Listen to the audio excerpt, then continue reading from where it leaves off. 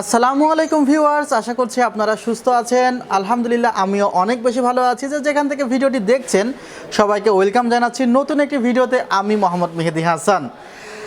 আর আসছে হলো ভালোবাসা দিবস, আজকে পহেলা ফাল্গুন। আপনাদের অনেক কমেন্ট পেয়েছি, এসএমএস পেয়েছি যে মেহেদি ভাই ভালোবাসা দিবস উপলক্ষে কি তাহলে কোনো অফার দিবেন না? ভালোবাসা দিবস উপলক্ষে অফারগুলো থেকে কি আমার দর্শকরা বঞ্চিত হবে কি না? আমি আপনাদেরকে বলতে চাই যে আসলে ভালোবাসা দিবসের বিহাইন্ড দ্য স্টোরি কিন্তু অনেক বাজে। সো আসলে একজন মুসলিম হিসাবে এই দিবসটা সেলিব্রেট করা কিন্তু আমাদের পক্ষে আসলে সম্ভব না।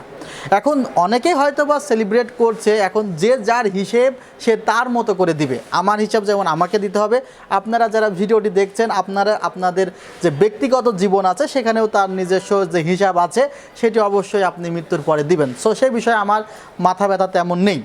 তো এখন আমার যে গ্রাহক আছে তারা আসলে প্রাইসটি কেমন পাবে আমার কাছ থেকে, আমি এখন একটি কথা বলতে চাই যে অন্যরা ভালোবাসা দিবস উপলক্ষে যে অফারগুলো দিচ্ছে বা যে প্রাইসগুলো থ্রো করছে, আপনি সেলটেকে তার চেয়ে ভালো প্রাইস পাবেন।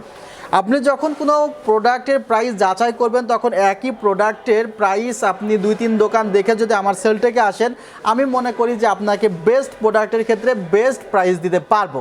সেক্ষেত্রে আপনি 2-3 দোকান দেখলে কিন্তু একই প্রোডাক্টের ক্ষেত্রে প্রাইস ম্যাচ হয়ে যাবে, আপনি নিজেও বুঝতে পারবেন যে কে ভালো প্রাইস দিচ্ছে। আরেকটি কথা যে অনেক সময় দেখা যায় যে দোকান ঘুরলে কিছু প্রোডাক্টও মাঝে মাঝে চেঞ্জ হয়ে যায়।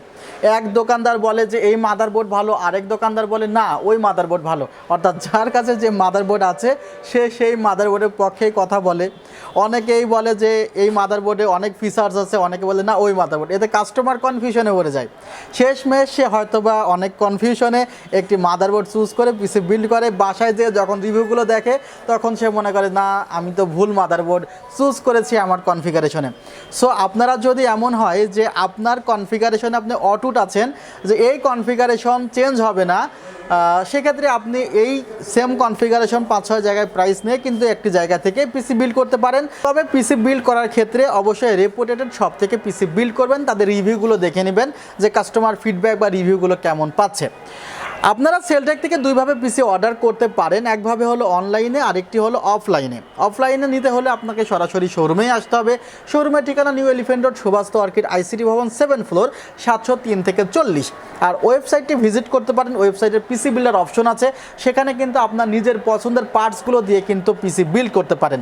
আর আমাদের যে পার্টসগুলোর প্রাইস, আই থিঙ্ক পার্টসগুলোর প্রাইস কিন্তু আনবিটেবল। আপনি কিন্তু আমাদের ওয়েবসাইটটি একটু ঘেটে দেখতে পারেন যে অন্যান্য ওয়েবসাইটের থেকে প্রাইসটি কিন্তু যথেষ্ট কমিয়ে রাখা হয়েছে। ভিউয়ার্স, এই কনফিগারেশনটি আসলে অনলাইনে অর্ডার করা হয়েছে রবিউল ভাই, যিনি আসলে অর্ডারটি করেছে মোহাম্মদপুর মাগুরা থেকে। মোহাম্মদপুর মাগুরা থেকে এই কনফিগারটির টোটাল কস্টিং পড়েছে প্রায় 44,600 টাকা মতো।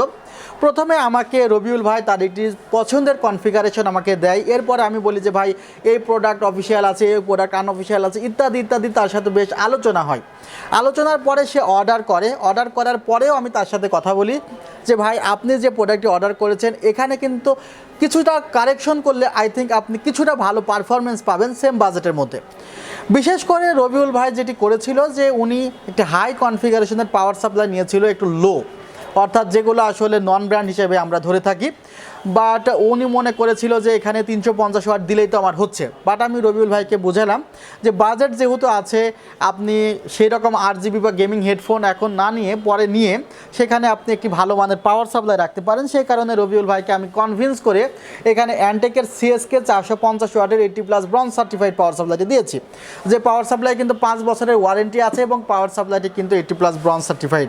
উনি যদি মনে করে ইন ফিউচারে গ্রাফিক্স কার্ড লাগাবো সেখানেও লাগাতে পারে।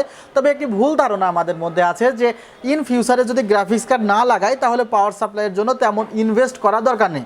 কিন্তু পাওয়ার সাপ্লাই এমন একটি পার্টস যেখানে ইনভেস্ট করলে কখনো আপনার লস হবে না। সো চেষ্টা করবেন যে আপনি যদি লং টাইম পিসি চালাতে চান, পিসিতে ভালো ফিডব্যাক পেতে চান, তাহলে অবশ্যই ভালো মানের একটি পাওয়ার সাপ্লাই নেবেন। পাওয়ার সাপ্লাইয়ের মূল্য 4,000 টাকা। প্রসেসরটি উনি আমাকে ডিমান্ড করেছিল যে মেহেদি ভাই অফিসিয়াল প্রসেসর দিতে হবে, 14,200 টাকা রেখেছি। Ryzen 5 5600G এই প্রসেসরটিতে 6 core 12 thread 19 MB cache memory, আপনারা সবাই জানেন প্রসেসরটিতে 3 বছরের ওয়ারেন্টি সহ। এখানে যে মাদারবোর্ডটি হলো রবিউল ভাইয়ের পছন্দের, এখানে আমি সাজেস্ট করি নাই। মাদারবোর্ডটি হলো বায়োস্টারের B550M, অর্থাৎ বায়োস্টারের B550MH। এখানে 3 বছরের ওয়ারেন্টি সহ মাদারবোর্ডটির প্রাইস ধরা হয়েছে মাত্র 8,800 টাকা। যে ক্যাসিংটি রবিউল ভাই পছন্দ করেছে সেই ক্যাসিংটির প্রাইস ধরা হয়েছে মাত্র 3200 টাকা। এখানে রবিউল ভাই বলেছিল যে করসারের র্যামটি দেওয়া যায় কিনা, আমি তাকে বলেছিলাম যে কিংসম্যানের এই র্যামটি নিতে আমার কাছে মনে হয়েছিল যে ওই র্যামের চেয়ে এই র্যামটির পারফরমেন্সটি খানিকটি হলেও বেশি দিবে এবং কিংসম্যানের একটি সুবিধা আছে, ইনস্ট্যান্ট রিপ্লেসমেন্ট ওয়ারেন্টি দেওয়া হয়। 3200 মেগাহার্জের 8GB র্যাম। এখানে স্টোরেজ হিসেবে রাখা হয়েছে এইচপি ব্র্যান্ডের 250GB NVMe, যার প্রাইসটি রাখা হয়েছে 2500 টাকা, 3 বছরের রিপ্লেসমেন্ট ওয়ারেন্টি, এবং মনিটরটি রাখা হয়েছে শাওমি ব্র্যান্ডের 8800 টাকা, 1 বছরের রিপ্লেসমেন্ট ওয়ারেন্টি। পাওয়ার কেবল দেখতে পাচ্ছেন সামনে, যে পাওয়ার কেবলটি আসলে খুবই ভালো মানের, যেটি আসলে পাওয়ার সাপ্লাইয়ের সাথে দেওয়া হয়। আমি টোটাল প্রাইস আসলে সেভাবে যোগ করি নাই, যে প্রোডাক্টের যে প্রাইসটি রাখা হয়েছে সেটি কিন্তু আমি বলেছি। আই থিঙ্ক রবিউল ভাই আপনি খুশি হয়েছেন, আপনি রিকোয়েস্ট করেছিলেন ভিডিও করার জন্য, আমরাও করে দিলাম। আর যারা ভিডিওটি দেখছেন সবাই আমার জন্য দোয়া করবেন, আমিও আপনাদের সবার জন্য দোয়া করি। ভালো থাকবেন, সুস্থ থাকবেন, আল্লাহ হাফিজ, আসসালামু আলাইকুম রহমতুল্লাহ।